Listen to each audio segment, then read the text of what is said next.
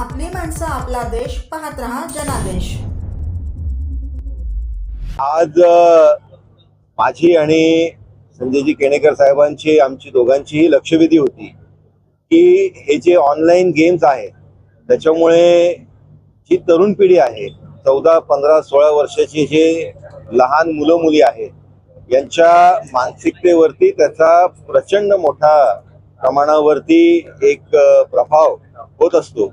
आणि याच्यामधनं आपण अनेक गेमिंग प्लॅटफॉर्म असे बघितलेले आहेत, गेमिंग ॲप्स असे आहेत की ज्याच्यामधनं मुलांना सुसाईड करण्याचे टास्क दिलेले आहेत. याच्यामध्ये उदाहरण म्हणून आम्ही आज सभागृहामध्ये मांडताना पुण्यामध्ये 14 वर्षीय मुलांनी 2024 मध्ये सुसाईड केली.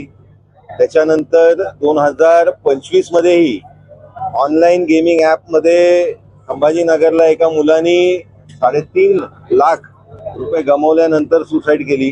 गाझियाबाद मध्ये आपल्या सगळ्यांच्या समोर आता एक फ्रेश केस आहेत की तिन्ही बहिणींनी एकत्र मिळून त्या कोरियन गेमिंग ॲपमुळे सुसाईड केलेली आहे.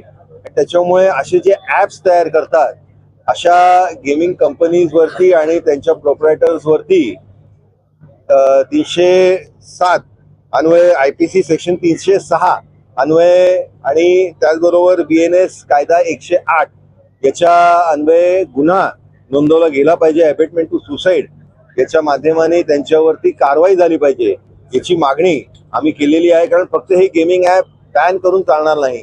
बॅन केल्यानंतर ते दुसऱ्या नावाखाली हे गेमिंग ॲप येत असतात आणि त्याच्यामुळे या संदर्भातली कारवाई शासनाने करावी अशी मागणी आम्ही या सभागृहाच्या माध्यमाने केली. त्याला अतिशय सकारात्मक उत्तर हे माननीय मंत्री महोदय आशिष शेलार साहेबांनी दिली. त्याच्यामध्ये जो टास्क फोर्स तयार केलेला आहे त्या टास्क फोर्स मध्ये वेगवेगळ्या अंगाने या सगळ्या गोष्टींचा अभ्यास हा केला जातोय आणि त्याचा जो अहवाल आहे तो पुढच्या अधिवेशनाच्या आत ते शासनाच्या माध्यमाने हे लोकांसमोर आणणार आहेत जेणेकरून लोकांना याचा एक चांगला फायदा या सगळ्या गोष्टींचा होऊ शकतो.